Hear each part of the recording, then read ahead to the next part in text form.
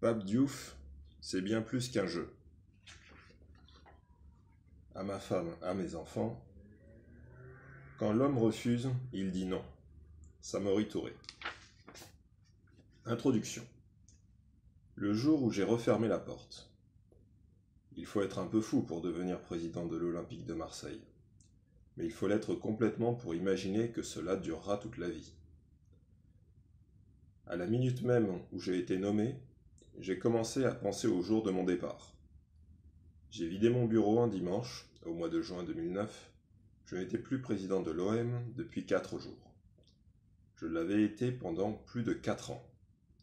Puisque c'était le premier jour de l'été, je suis presque certain qu'il faisait beau à Marseille.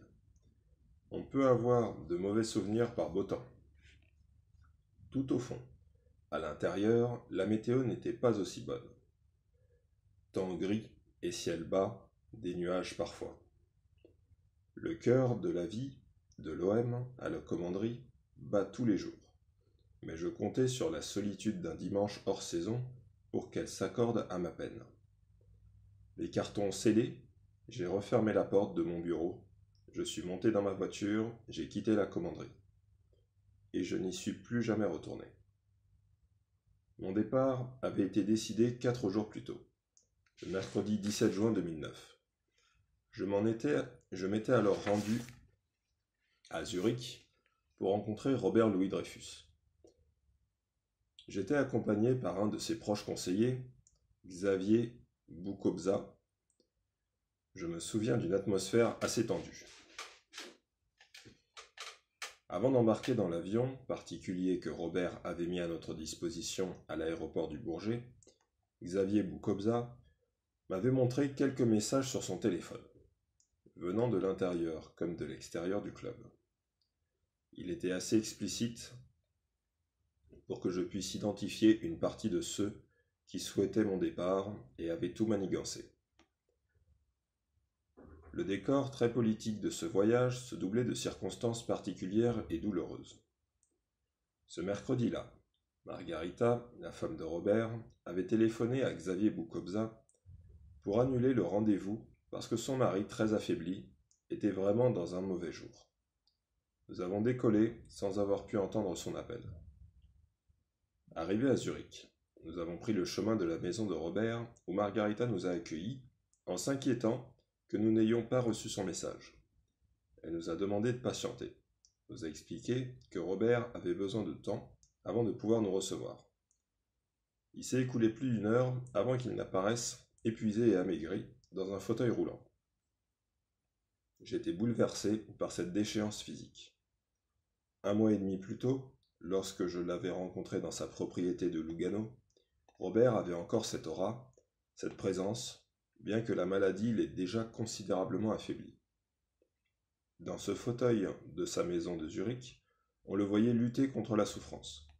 Il appelait sans cesse Margarita pour qu'elle vienne le redresser, replacer un coussin au bon endroit, soulager sa tête. Je l'ai regardé dans les yeux, sans rien pouvoir cacher de ma compassion, ni de ma tristesse, et j'ai seulement prononcé ces mots banals. « Robert, ça va quand même ?» Il a secoué la tête, et de sa voix faible m'a répondu « Là, c'est compliqué maintenant.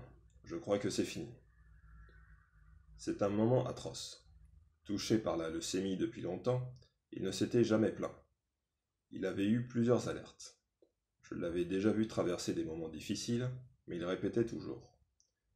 Cette saloperie ne m'aura pas. Il ne le disait plus, cette fois. J'étais venu pour débattre de l'avenir du club, arracher à son propriétaire un nouvel arbitrage, mais la faiblesse extrême dans laquelle la maladie l'a plongé m'a ôté toute envie de parler de l'OM avec lui. Il n'avait plus la force de combattre, je n'aurais pas eu l'indécence de le faire pour l'OM, et encore moins pour moi-même. À un moment donné, il m'a tout de même posé la question. Alors, qu'est-ce qui se passe ? Je lui ai répondu que nous allions régler cela nous-mêmes avec Xavier Boukobza. Je crois que c'est mieux, Robert. Pensez à vous. Il a secoué doucement la tête et j'ai vu des larmes couler. Il était épuisé. Son épouse Margarita l'a dirigé en fauteuil roulant vers l'ascenseur intérieur, nous laissant seuls. Je me suis tourné vers Xavier et je lui ai dit « Écoute, on va rédiger ensemble un communiqué pour annoncer que je quitte le club en raison de divergences avec l'actionnaire. » Je ne me suis pas battu pour mon poste, parce que ce jour-là, il n'y avait pas de combat possible. Toute autre attitude eût été indécente. La maladie de Robert a certainement influé sur mon départ. Il n'avait plus l'énergie de soutenir une discussion, de faire des suggestions ou d'entériner une décision. Puisque Robert était trop affaibli, puisque certains de ses proches voulaient ma destitution, j'ai compris que la résistance était vaine. Nous avons rédigé ce communiqué, je ne sais même plus si quelqu'un l'a lu à Robert, mais il était loin de tout cela. Il a reparu au moment où l'on partait pour nous dire au revoir. C'était un adieu. Xavier Boukobza est rentré à Paris, moi à Marseille. Dans l'après-midi, la rumeur de mon maintien a circulé dans les salles de rédaction. Je ne sais pas d'où elle est partie. Elle était fausse. J'étais bien placé pour savoir que les dés étaient jetés. En arrivant à Marseille, des dizaines de journalistes m'attendaient. Il était tard pour eux, et trop tard pour moi. Quand j'ai quitté l'OM et la commanderie ce dimanche-là, ce premier jour de l'été, mes cartons n'étaient pas très lourds. Je ne voulais pas que l'on m'accuse d'avoir emporté des objets qui appartiendraient au club. Et j'ai même laissé certains cadeaux qui m'avaient été faits, comme ce fauteuil aux couleurs du club que des Italiens m'avaient offert à titre personnel. Dans le silence du dimanche, Elfie Hofer, mon assistante, m'accompagnait. Elle travaillait déjà avec moi quand j'étais agent de joueur. Même pour elle, qui parle 5 langues, c'était un dimanche silencieux. Je me souviens avoir fait ce que l'on fait quand on quitte un endroit. J'ai regardé tout autour de moi. J'ai contemplé ce qu'était devenu la commanderie, un centre d'entraînement de haut niveau, un complexe magnifique, comme Michel Hidalgo l'avait imaginé, et comme l'argent de Robert Louis Dreyfus a pu le réaliser. En 93, les joueurs de l'OM champion d'Europe se changeaient dans les baraquements posés sur des parpaings. Leur Coupe d'Europe est là, du moins sa réplique, et si longtemps après, elle reste une sentinelle qui brille. C'était un dimanche, et c'était la fin du combat. J'ai eu une pensée pour quelques suiveurs de l'OM qui ont voulu ma perte. Ces pensées n'étaient pas charitables. Ils ne l'ont pas été non plus. Mais ce n'est pas la charité que je leur demandais, seulement un peu d'honnêteté. C'était beaucoup trop demandé. C'était le premier jour de l'été et mon dernier dimanche à la commanderie. Depuis 4 ans et demi, j'étais venu presque chaque jour, chaque dimanche, dans ce bureau, quel que soit l'endroit où l'OM ait joué la veille. J'ai aimé porter un regard sur la séance de décrassage des joueurs, puis travailler au calme. En semaine, moi qui ne suis pas du matin, je partais rarement avant 22 heures. Parfois, bien plus tardivement encore. J'ai toujours pensé que la réflexion et la décision s'accommodent naturellement de la nuit. Voilà, c'est fini. Je me suis levé et j'ai souri en pensant à mon père, le vieux gaulliste africain. Qu'aurait-il dit et pensé en me voyant à la présidence de l'OM ? Nous ne nous sommes pas toujours compris, lui et moi. Nous ne nous sommes pas tellement vus non plus, puisque j'ai passé une partie de mon enfance loin de lui et que je suis venu en France à l'âge de 18 ans. Je n'ai jamais pu entendre Mon vieux, la chanson composée par Jean Ferrat et chantée par Daniel Guichard, sans avoir le cœur serré. Cette histoire d'amour manquée entre un père et son fils est un peu la nôtre, sans le par-dessus bien sûr.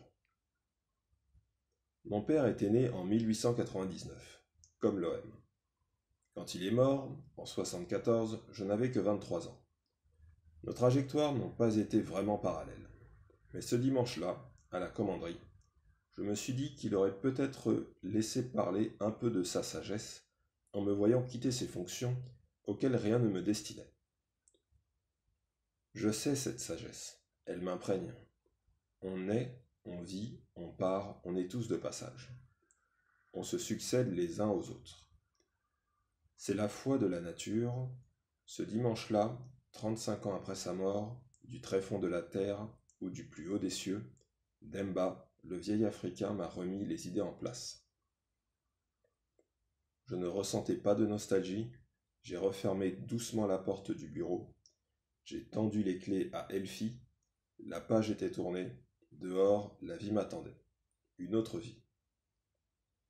Chapitre 1. Sénégal, mon amour. J'ai vécu les 6 premiers mois de mon existence au Tchad, à Abéché, où je suis né le 18 décembre 51. Il ne m'en reste qu'une trace administrative, mon extrait de naissance, mais pas une photo, pas une anecdote, évidemment pas un souvenir.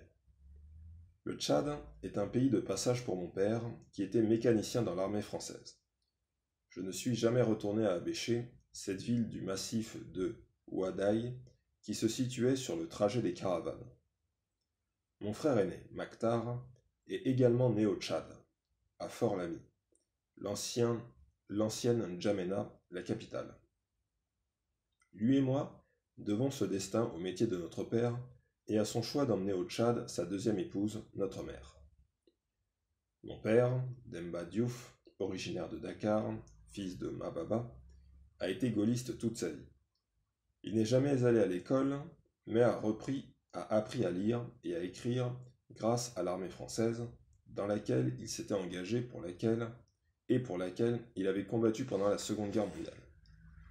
Il a été porte-drapeau des forces françaises libres, compagnon de la Libération. Il a été invité chaque année par le général de Gaulle à participer à Paris aux festivités entourant l'appel du 18 juin. Il lui arrivait régulièrement de rester en France jusqu'au défilé du 14 juillet. Il était extrêmement fier des décorations qu'il avait reçues. Ma mère m'a montré un jour une lettre manuscrite de Gaulle, signée de la main du général. Je ne sais malheureusement pas ce qu'elle est devenue, mais elle commençait ainsi. Mon cher Demba. Mon père était polygame et avait 2 femmes. La polygamie est le régime matrimonial majoritaire au Sénégal. C'est sa culture et son histoire. Une façon musulmane et élargie de vivre la solidarité familiale. Je ne l'ai pas adoptée, mais je ne juge pas la polygamie africaine. De sa première épouse, mon père avait eu 4 enfants, 2 filles et 2 garçons. Mais seule ma mère l'avait accompagné au Tchad pendant les mois qu'il y avait passé avec l'armée française. Nous sommes rentrés à Dakar 6 mois après ma naissance. C'est un tableau classique de la polygamie. Il existait une rivalité féroce entre ma mère et la première épouse de mon père. Plus âgée, elle imposait une cohabitation hargneuse, ne laissait pas de repos à ma mère et se montrait très dure avec elle. Il est vrai que mon père avait une préférence marquée pour ma mère, qui était plus jeune et beaucoup plus facile à vivre. D'ailleurs, dans les derniers instants de sa vie, il ne faisait plus l'alternance entre ses 2 épouses et restait uniquement chez ma mère. Il répétait à mes oncles qu'elle avait été une épouse absolument parfaite. Il faut intégrer l'idée sénégalaise d'une épouse parfaite. Une femme soumise, qui ne dit pas non quand vous avez dit oui, qui reçoit votre famille, qu'elle le veuille ou non, qui se démultiplie au service de son mari et qui fait de la fidélité une démarche philosophique. Ma mère a été cette femme. Chez elle, la dévotion se mêlait au dévouement, sa foi qui se muait en ferveur religieuse, la poussait à donner bien plus qu'à recevoir.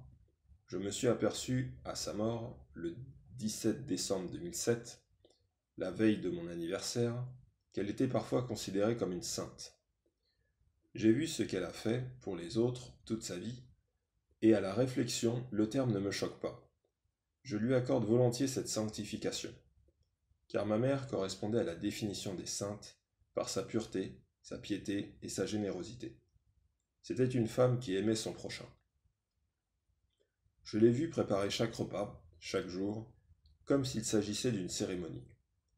Il y avait de grandes assiettes, de grands bols, et les convives étaient nombreux, selon un cérémonial que l'on retrouve au Sénégal lors des deuils et des mariages. Mais chez ma mère, c'était tous les jours. Les jeunes du quartier et les gens de passage, des amis lointains, d'amis lointains ou d'une famille éloignée, savaient qu'en s'arrêtant chez nous, ils mangeraient à leur faim et que ce serait bon. Ma mère n'a jamais pu faire d'économie ou avoir de l'argent pour elle. Elle ne le pouvait pas parce qu'elle donnait tout. Elle ne le voulait pas en somme. La prière était son refuge le plus absolu. Rien ne pouvait l'empêcher de faire sa prière. Pour ma part, je suis musulman, croyant avec des nuances, notamment en raison de mes conditions de vie. Dans ma foi, il n'y a ni a priori, ni position extrême.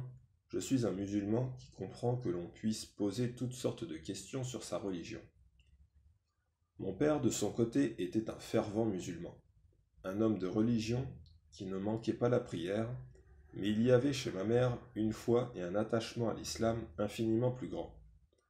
Elle a donc été gouvernée par des principes religieux dont elle ne s'est jamais détournée, mais aussi en même temps par des principes humains et sociaux extrêmement élevés. Je comprends très bien que mon père ait trouvé auprès d'elle l'épouse idéale, ce qui ne l'a pourtant pas empêché de se remarier une troisième et même une quatrième fois. Mais ces deux dernières épouses ne sont pas restées longtemps. Ma mère, mon père, mon frère, bientôt un autre frère, puis une sœur, c'est dans cette famille-là que j'ai été élevé, que j'ai commencé à grandir. Et c'est à cette famille-là que j'ai été arraché à l'âge de 6 ans et demi. Jusque-là, je n'avais jamais manqué de rien. On habitait à Dakar, dans un quartier semi-résidentiel qui s'appelait Sikap Fan. L'autorité coloniale française avait construit pour ses militaires et ses fonctionnaires dans ces quartiers-là, pour la population sénégalaise dans certains autres, des logements sous l'égide de la Société immobilière du Cap-Vert en 1950. Voilà pourquoi le nom du quartier de mon enfance, comme celui de plusieurs quartiers de Dakar, commence par Sikap. Mon père y avait acheté une maison dotée du confort minimum, avec l'eau et l'électricité. Nous n'étions pas très loin de la mer, juste à côté du quartier de Fan Résidence, qui allait devenir le plus chic de Dakar, celui des ministres et de l'ensemble du corps diplomatique. Raison pour laquelle on l'appelait le quartier des ambassadeurs. Je n'ai vécu les 6 premiers mois de ma vie ni dans la pauvreté ni dans l'aisance absolue. Nous faisions partie des classes moyennes. Je me souviens de ce que j'étais alors. Un petit garçon africain qui s'ouvrit à la vie, qui aimait le football, jouer avec ses copains et aller à la plage même si je ne savais pas nager. C'était une petite enfance ouverte sur le monde et ses différences. Je jouais avec des Blancs, des Français qu'on appelait Toubab, des Capverdiens qu'on appelait les Portugais, parce qu'ils étaient originaires de l'ancienne colonie du Portugal et qu'ils avaient la peau plus claire, et avec des Libano-Syriens. Sikap Fan était un quartier très cosmopolite où régnait une cohabitation absolue et naturelle. C'était une enfance heureuse. Elle a basculé un jour de 58, j'avais 6 ans et demi, l'âge où l'on croit que ce bonheur simple, une mère aimante, une belle maison, les copains, le foot, la plage, durera toute la vie. Mais la réalité m'a rattrapé. Elle m'a pris par surprise. La coutume de l'époque consistait à donner l'un de ses enfants à un frère ou une sœur pour qu'il y soit éduqué. C'est pour cela que j'ai été envoyé chez mon oncle, le frère de ma mère, même père, même mère, une précision que l'on apporte souvent au Sénégal dans un paysage polygame. Je me suis retrouvé à Richard Toll, à 400 km au nord-ouest de Dakar, dans la région de Saint-Louis, sur les rives du fleuve Sénégal, aux confins de la Mauritanie. Je n'ai pas compris pourquoi on me séparait de mes parents. C'était pour eux une pratique traditionnelle, et pour moi un véritable déchirement. Cette séparation m'a fait pleurer pendant des nuits et des jours. J'ai changé de famille, j'ai changé d'amis, j'ai changé de monde, et même avec du recul sur le contexte de l'époque et sur le poids de la tradition, je continue de penser que ce n'était pas ce qu'il y avait de mieux à faire. Et en tout cas, ce n'était pas ce qu'il y avait de mieux pour moi. Le changement a été brutal. De ma maison de Sicap Fan, avec tout le confort moderne, je suis passé à une vie dans des cases sans électricité ni eau courante. L'eau, il fallait la puiser. La lumière était celle vacillante et odorante des lampes à pétrole. Mon oncle et ma tante avaient déjà 5 enfants. Mon oncle était infirmier, alors on l'appelait docteur, parce qu'il avait une blouse blanche et qu'il travaillait dans le dispensaire au service de la pharmacie. Il gérait les médicaments. Mais il n'y avait rien pour soigner ma tristesse. Ce n'était pas le même monde, pas la même éducation non plus. Contrairement à mes parents, mon oncle n'hésitait pas à frapper avec la ceinture par exemple, quand on faisait des bêtises de notre âge. Je n'étais pas habitué à ça. Mes parents ne me frappaient jamais. Je ne garde pas un excellent souvenir de cette période-là. Non pas que ma tante ou mon oncle aient été méchants vis-à-vis de moi. Ils ont essayé de me rendre heureux, mais c'était impossible. C'était un type de vie que je n'aimais pas. Je suis resté 3 ans à Richard Toll. Ensuite, mon oncle a été muté à Kaedi, dans le sud-ouest de la Mauritanie. Je l'ai suivi et je suis resté 1 année là-bas. Puis nous sommes rentrés à Saint-Louis du Sénégal, le berceau de la famille, la ville où ma mère est née. Mon oncle est resté 1 année de plus en Mauritanie. Il nous a rejoints plus tard. C'était à chaque fois un nouveau départ, mais rien ne changeait. Du moins pas dans un sens qui m'aurait rendu plus heureux. À Saint-Louis, nous vivions dans une famille élargie, une manière de communauté qui regroupait 4 ou 5 familles. La vérité m'oblige à dire que j'en conserve un souvenir plus mauvais encore. On ne mangeait pas forcément à notre faim, on dormait par terre, et mes parents me manquaient. J'ai toujours rêvé qu'ils viennent me chercher.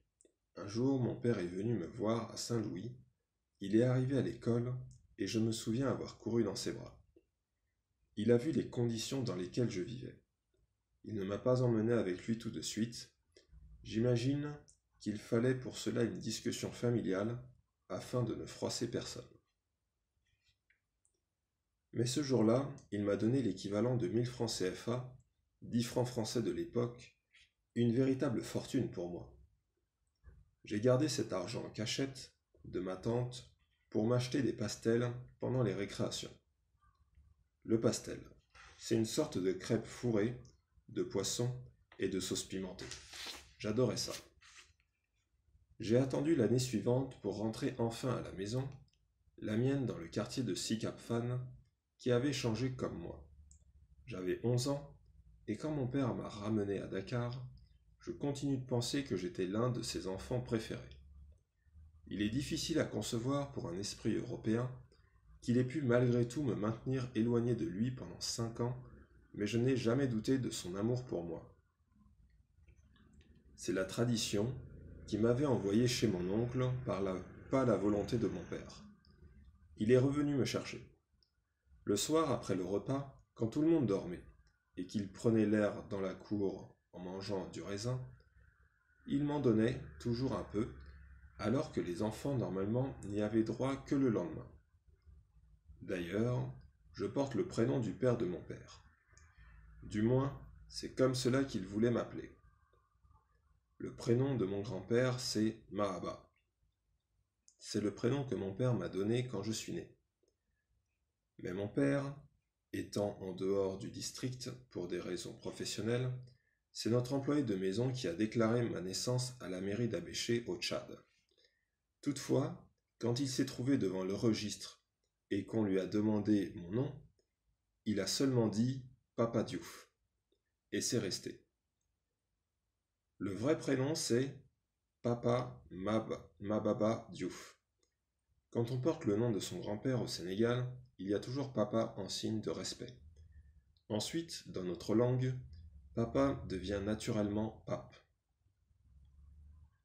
À Dakar, j'ai retrouvé ma mère, mon père, mes frères et sœurs et ma vie d'avant. Mon père m'a inscrit immédiatement à l'école Saint-Michel, l'école des curés. Des musulmans suivant une éducation religieuse chez les catholiques, cela peut surprendre. Mais c'est seulement parce que l'école Saint-Michel dispensait le meilleur enseignement de la ville. Il n'y avait pas de sectarisme sur les Blancs de ma classe. J'étais un Sénégalais avec des Blancs, des Libanais, des Syriens. Cette école coûtait très cher à mes parents, mais ils se donnaient les moyens de la payer. Scolairement, je venais de loin, pour ne pas dire de nulle part. Mes déménagements successifs et la difficulté de ma vie hors de Dakar m'avaient quelque peu éloigné du niveau moyen requis dans une école de ce niveau. J'ai été inscrit en 7e, l'équivalent du CM2. Mais comme je ne parvenais pas à suivre, on m'a rétrogradé. Ce n'était pas si grave. Le temps était avec moi, ainsi que mon envie d'apprendre. Et j'ai fini par devenir l'un des meilleurs élèves de l'école Saint-Michel, même si j'ai raté l'examen d'entrée en 6e. J'ai donc effectué ma 6e ailleurs, au collège du Sacré-Cœur, qui partageait la même direction avec Saint-Michel, avec un enseignement plus varié et différentes sections. Il n'y avait pas d'examen pour entrer au Sacré-Cœur, c'était le dossier et les résultats de l'année qui comptaient. Je suis resté là-bas jusqu'au BEPC. J'étais un bon élève, parmi les 3 premiers de la classe, d'une école qui comptait parmi les meilleures du Sénégal. J'ai connu pendant ma scolarité 2 enseignants qui m'ont marqué. Le premier était Étienne Sen, en classe de 7e à Saint-Michel. C'était un instituteur remarquable qui m'a appris comment accorder les participes passés. Je me souviens encore de la première phrase de notre livre de classe « Jésus nous a sauvés et nous a donné son sang ». Le second enseignant qui m'a marqué pour toujours était canadien, il s'appelait Frère Germain et il était notre professeur de mathématiques en classe de 3e au Sacré-Cœur.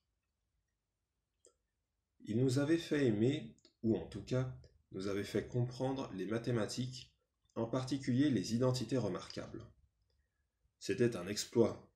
Je n'ai pas oublié sa performance ni sa méthode.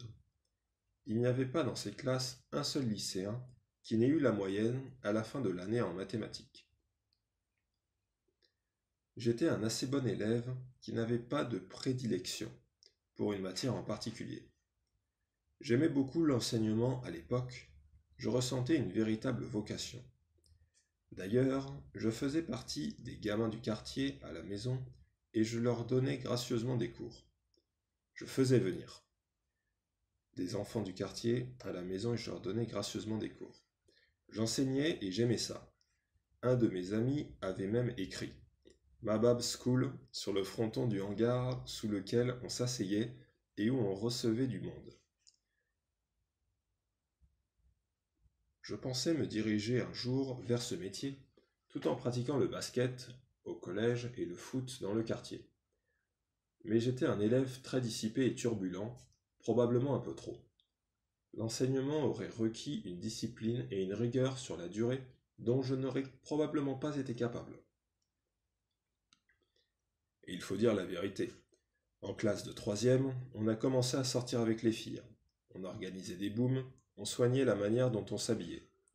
L'école n'a pas aimé cette évolution attachée à l'adolescence. Mes notes restaient bonnes, mais mon comportement déplaisait et à la fin de l'année scolaire, mes écarts de conduite m'ont valu un renvoi de l'école par le frère Hilarion. La surprise a été considérable pour mon père, qui n'avait pas toutes les clés pour évaluer la réussite de ma scolarité. Les notes lui importaient peu, il ne s'intéressait qu'à mon rang dans la classe. Il fallait que je sois le premier ou le deuxième, c'est tout. Je bénéficiais d'une bourse d'études française parce que j'avais la nationalité française, comme mon père, même au Sénégal, et mon père a fini par m'inscrire dans une école privée. Le lycée Iba Gueye, et là, changement de monde, changement d'atmosphère, changement de tout. Je n'ai pas aimé. J'avais 17 ans, je rentrais en seconde dans un lycée mixte. Et cela m'a littéralement désorienté.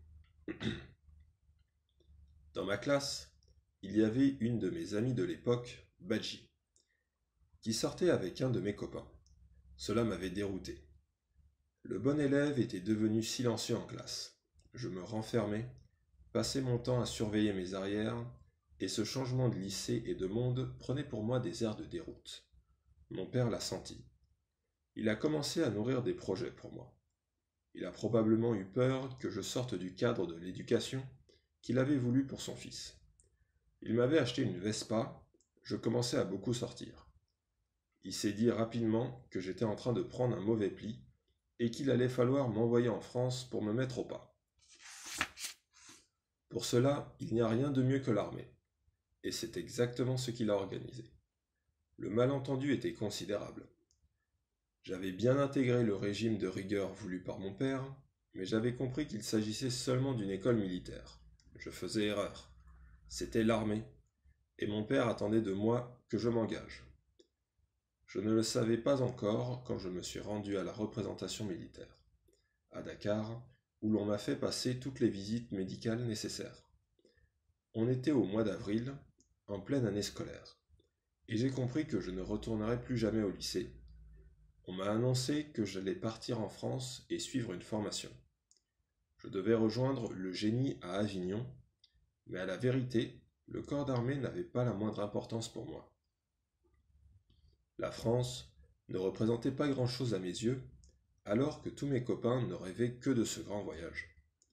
Ils employaient toujours cette expression sur l'air de l'espoir ou du défi. Je ne serai pas là à l'heure du zéro. Cela signifiait qu'à la fin de l'année, le 31 décembre, il fallait avoir quitté Dakar. Je suivais le mouvement, mais je n'étais pas attiré par la France. Mes copains, si. Certains d'entre eux avaient réussi à rejoindre la France en prenant le bateau comme passagers clandestins. Quelques semaines plus tard, on recevait des photos, on les voyait sur les Champs-Élysées, devant la Tour Eiffel. Pour la jeunesse de Dakar, la France était un Eldorado. Pour moi, c'était un voyage dans l'inconnu et le début de ma vie d'adulte.